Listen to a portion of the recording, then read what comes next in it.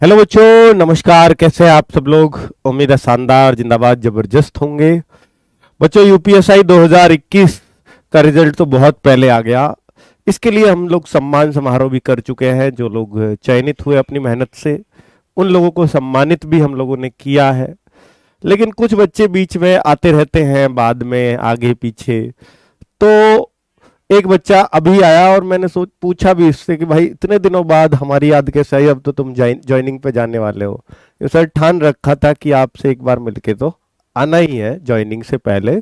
और उस टाइम पे क्यों नहीं आया था, मैंने ये भी क्वेश्चन पूछा तो कुछ ट्रेजेडी बताई, घर में हो गई थी तो इस वजह से नहीं आ पाए थे। तो आज मैं आपके सामने लेकर आने वाला हूँ गौरव चहल को।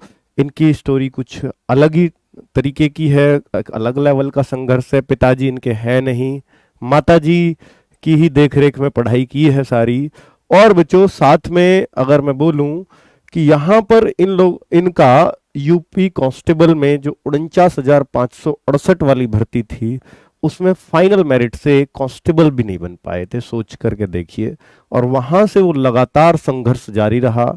यानी एक बच्चा जिसके पिताजी ना हो, वो सिपाही की नौकरी नहीं ले पा रहा हो, तो मतलब उस माताजी के लिए बड़ा मुश्किल काम होता है। लेकिन एक लाइन में लगातार बोलता था कि माँ का दरोगा बेटा, हर माँ का सपना होता है कि वो अपने बच्चे को दरोगा बोलती है बचपन में, जब वो बहुत छोटा सा होता है। तो वास्तव में ही पिताजी जिनके नहीं है, तो माँ का दरोगा बेटा वाला सपना तो असली इसी ने पूरा किया है। और मैंने बस सबसे पहले इस भाई से यही क्वेश्चन किया था कि माँ कितनी खुश है, तो वो बोलता है कि अलग ही बात है। ठीक है, तो वो बच्चा अभी हमारे पास आया है और मैं चाह रहा था कि भाई वो जो सम्मान समारोह में हम टी शर्ट मेडल जो देते हैं, मैं लाइव आप लोगों के सामने दूं और कुछ बच्चे से भी बातें करें। तो 337.5 मार्क्स बच्चा ये लेकर के आया था, जो नॉर्मलाइज होकर के थोड़े घट गए, यानी 10-12 और घट गए, तो 325 के आसपास ओबीसी में इसके मार्क्स बने और फाइनल सेलेक्ट हो गया। तो मैं बुलाता हूं गौरव चहल को, प्लीज आइए। तो नमस्कार भाई, नमस्कार। तो भाई दरोगा बन चुका है, ट्रेनिंग पर जाने की तैयारी है और जा रहे हैं आप कब? जनवरी के आसपास शायद चले जाएंगे सब लोग, है ना? तो जनवरी में इनकी ज्वाइनिंग होने वाली है सबकी एक साथ। पहले था कि शायद 2 बैचेज में भेजेंगे, पर अब शायद एक बैच की ही बात बन रही है सबकी।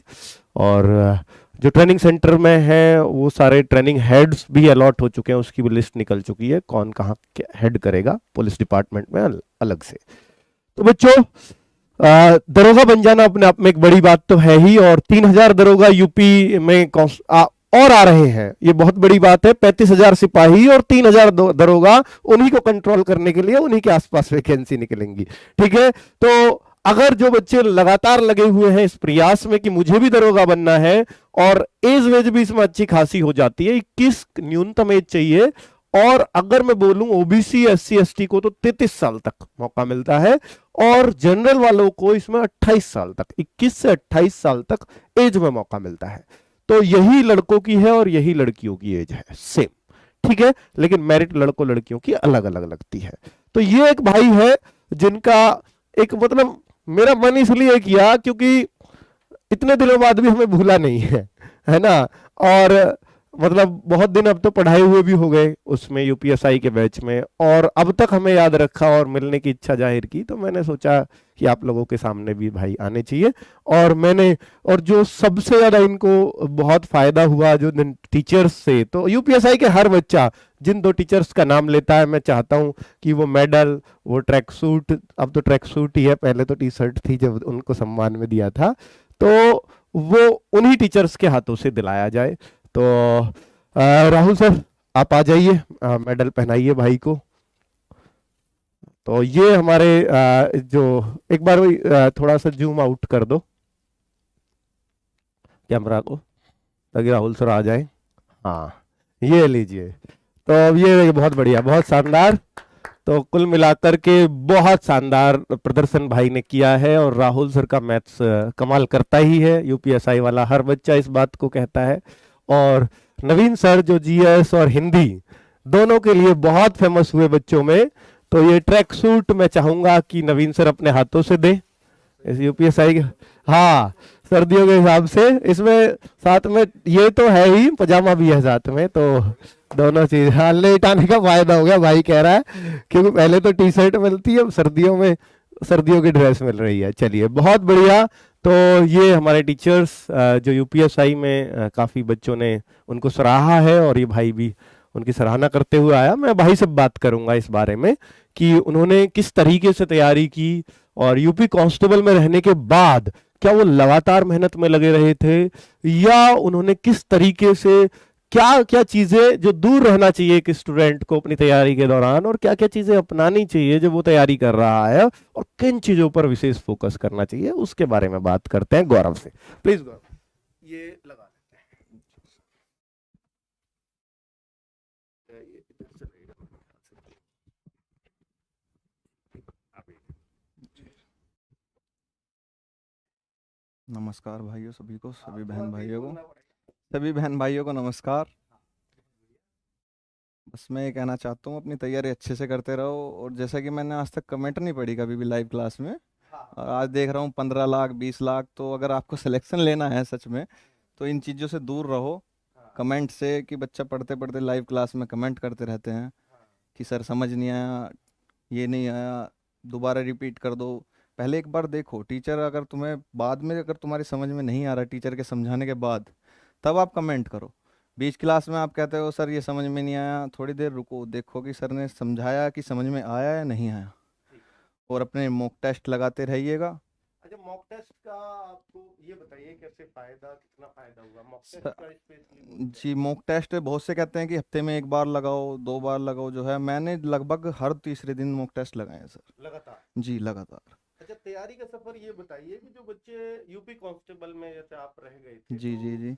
वो मेरे ख्याल से रिजल्ट था 2019 के आसपास, 19 है का, ना? जी जी जी। तो तब से क्या लगातार तैयारी में रहे, या नहीं बीच सर, में कोई? मैंने जो है बीच में छोड़ दी थी, क्योंकि मेरे पिताजी नहीं है, मुझे खेती सारी खुद करनी पड़ती है। ओके। और इतनी ज़्यादा वो भी नहीं प्रॉपर्टी की, ऐसे है 10-15 बीघे का ज़मींदार हूँ, हम्म। खुद ही करना पड़ता है सब कुछ। हाँ। तो सर मैंने 21 के शुरू में जब आपने बैच लॉन्च किया था, हाँ। तब से मैंने पढ़ना चालू किया। ओके, तो ठीक है, जनवरी जी 2021 में? 2021 में हाँ। 3 तारीख को बैच आया हाँ, था। 3 तारीख को तो बैच जब से मैं कंटिन्यू जो है अपने आपसे आपने वो जुड़ा बैच हुआ हूँ। लिया हाँ था? जी जी। ठीक है। उससे पहले मैं कोचिंग जो करी है अपने गांव में ही है एक। ऑफलाइन? जी, ठीक है। ऑफलाइन हमारे राहुल गोस्वामी सर जी हैं, अच्छा, उन्होंने उन्होंने ही। आपको गाइड किया है? जी, शुरू में उन्होंने ही गाइड किया है, वरना पढ़ने में मेरा मन था नहीं। अच्छा अच्छा, उन्होंने ही। क्योंकि बिना पिताजी के थोड़ा सा होता जी है, हाँ बच्चे जी, हाँ जी बच्चा बच्चे। भटक सकता है, जी जी जी। तो वो लाइन पर लेकर। हाँ तो जी, उसका लाइन। भी बहुत बहुत शुक्रिया, बहुत बढ़िया, बच्चे को आगे सर बढ़ जी के रहा लिए है। नमस्कार एक बार फिर से। चलो, वो देखेंगे तो उनको बड़ा अच्छा लगेगा जी। तो तो आप। उसके बाद फिर मैंने जो है कंटिन्यू हिंदी की क्लासेस, हाँ, आपकी मैथ की क्लासेस, ठीक है। मूल विधि की क्लासेस और संविधान की क्लासेस जो है हाँ, कंटिन्यू ली है। तो आपने जीएस की क्लासेस नहीं करी? जीएस मेरे सर के नोट्स इतने अच्छे बने हुए थे, मुझे उनकी जो ज़रूरत नहीं गोस्वामी पड़ी। सर थे? जी जी जी। हाँ।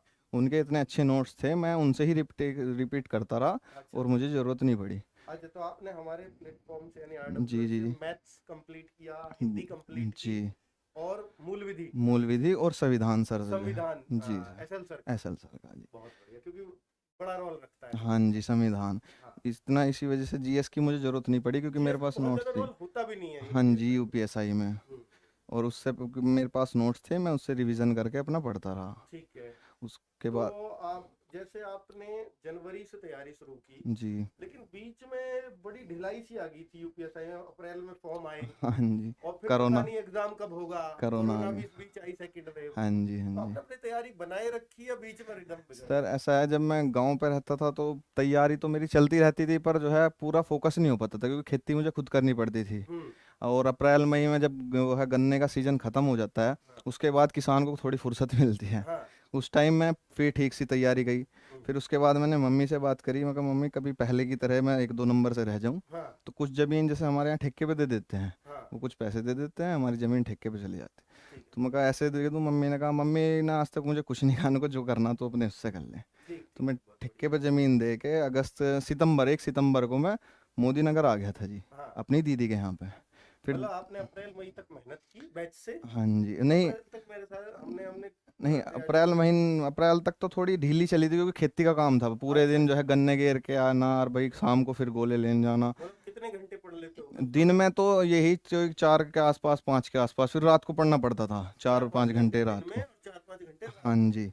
अच्छा, जी जी, ये वो भी लगातार आपने रखी है। वो भी मतलब डेली नहीं था, लगातार रहता था अगर मेरे पास टाइम है। हाँ। जिस दिन टाइम नहीं है दिन में, रात को तो मैं पढ़ता ही पढ़ता था। Okay okay. दिन में टाइम नहीं है तो मेरे है अपना जितना टाइम मिलता था उतना पढ़ लेता था। अच्छा, उसके बढ़िया। बाद अप्रैल मई में थोड़ा सा ढिलाई सी हो गई थी, उसके हाँ। बाद जो है मैं हम्म, कंटिन्यू रहा। हम्म, क्लासेस मैंने नहीं छोड़ी, मैथ अच्छा, की क्लासेस नहीं छोड़ी। Regular line. सारी क्लासेस लाइव रहता रहा। कमेंट मैंने आज तक नहीं करी, बच्चे जैसे कमेंट करते रहते हैं। हाँ, आज तक एक कमेंट आपने भी शायद ना पढ़ी हो मेरी कमेंट कभी चलो भी। मैं नाम, हाँ, गौरव चहल हाँ मैंने जी सुनी जी थी जी। और फिर मैंने ध्यान नहीं आया, कोई कोई जी जी, कमेंट मैंने कमेंट 2-4 मैंने बार आज तक देखी। नहीं करी, क्योंकि जो बच्चा जेन्युइन पढ़ रहा है ना, उसे टाइम ये मिलता ही नहीं कमेंट ये का। बहुत ध्यान देने वाली बात है, अगर मेरी आवाज जा रही है बच्चों तक तो, कि जो बच्चा सेलेक्ट होने वाला है ना, वो कभी कमेंट में आपको नहीं मिलेगा बहुत ज्यादा एक्टिव, क्योंकि उसका सारा ध्यान सिर्फ पढ़ाई करने पे होता है। क्योंकि जब भी आप कमेंट करते हो, कहीं ना कहीं जो क्लास में चीजें चल रही है, मास्टर इस बीच जो बोल गया, जो आपने कमेंट में ध्यान लगाया,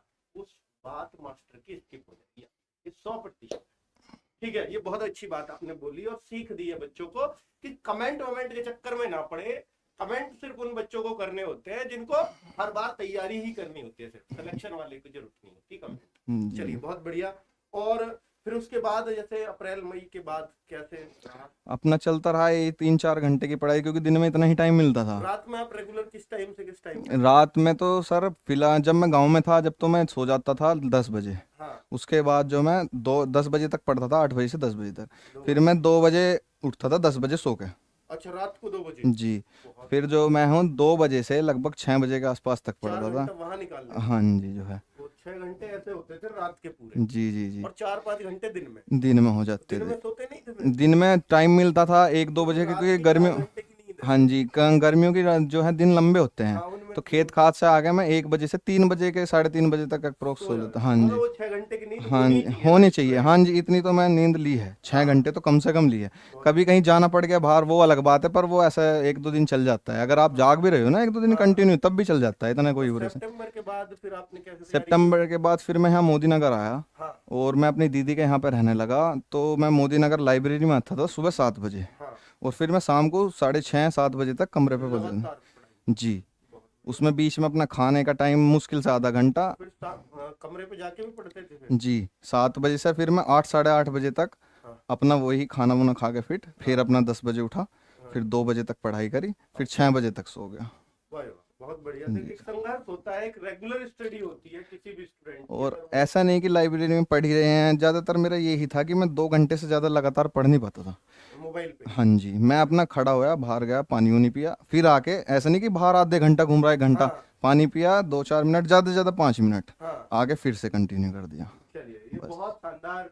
बच्चों, आपके लिए एक मोटिवेशन हो सकता है किस तरह से लाइब्रेरी में आप पढ़ सकते हो। रेगुलर पढ़ पाना थोड़ा सा जी मुश्किल है। जी जी। बहुत बढ़िया गौरव, बहुत शानदार आपका सफर रहा। जी और इसके बीच में यूपी कांस्टेबल और यूपीएसआई के बीच में कोई और एग्जाम दिए हो? जी, मैंने जीडी का दिया था, उसमें मेरे एसएससी 87। जीडी? हाँ जी, मेरे उसमें 87 मार्क्स बने थे जो। 87? जी। बहुत पर बढ़िया। फिजिकल से 10 दिन पहले मेरे पैर में फ्रैक्चर हो गया था सर, अच्छा, तो फिजिकल नहीं हो फिजिकल पाया। नहीं हो हाँ। पाया। ओके, और नहीं तो जीडी में सेलेक्ट हो जी जाते जी, थे। और जेल वार्डन का एग्ज़ाम था उस टाइम पे, वो है ना गेहूं का टाइम था बोने का। हाँ, और अकेला मैं ही था, तो मैं मेरा सेंटर आ गया था वाराणसी। हाँ। तो इस वजह से मैं जा नहीं पाया था, क्योंकि नहीं तीन तो हो चार दिन सकता है लगे थे। जेल वार्डन में सेलेक्ट हो जाते, फिर से इधर और नहीं एग्जाम होता, यही तो तो भगवान का कभी बस कभी ये आशीर्वाद है। होता हाँ है जी। कि, देखिए, बहुत जी बढ़िया आपका नमस्ते। प्रदर्शन रहा। और देखिए बच्चों, अभी रहिए, सॉरी बच्चों, ये जो चीजें हैं जो गौरव ने आपको बताई, कि जब तो हमें बहुत बुरा लगता है कि मैं यहां से रह गया, ऑब्वियसली जब कांस्टेबल में रहे होगे तो आपको बहुत बुरा लगा होगा, बहुत तगड़ा झटका लगता है फाइनल मेरिट में रहने से।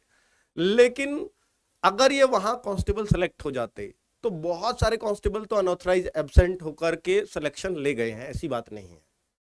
लेकिन ये हो सकता है नहीं हो पाते हो अनऑथराइज एब्सेंट, नहीं इतनी हिम्मत कर पाते, तो सिलेक्शन हो सकता है यूपीएसआई में नहीं हो पाता। वो बात जरूर है, 2-3 साल का और इंतजार बढ़ गया, लेकिन लेकर के तो भाई दरोगा जा रहा है ना, तो ये अपने आप में बड़ी बात है। ठीक है। और बच्चे, आपके लिए इससे बड़ा क्या मोटिवेशन हो सकता है कि जो होता है अच्छे के लिए होता है। ये भाई जीता जागता उसका उदाहरण है। और आप समझ सकते हैं कि भाई परिस्थितियां कितनी मुश्किल रही होंगी। किसान का बेटा जिसके सर पर पिताजी का हाथ ना हो, खुद ही खेती करनी पड़ती हो और खुद पढ़ाई भी करनी है, और जिसमें सीधा किसी का कोई गाइडेंस भी ना हो अपने घर के आदमी का, तो भी एग्जाम निकाल पाना यूपीएसआई जैसा और इतने टफ कंपटीशन में, वो बहुत बड़ी बात है। ठीक है बच्चों, उम्मीद है कि इस पॉजिटिविटी के साथ आप में भी एक सकारात्मक ऊर्जा जरूर आएगी और आप भी ऐसे ही अपनी तैयारी करके कहीं ना कहीं सेलेक्ट जरूर होगे। नमस्कार, धन्यवाद, जय हिंद।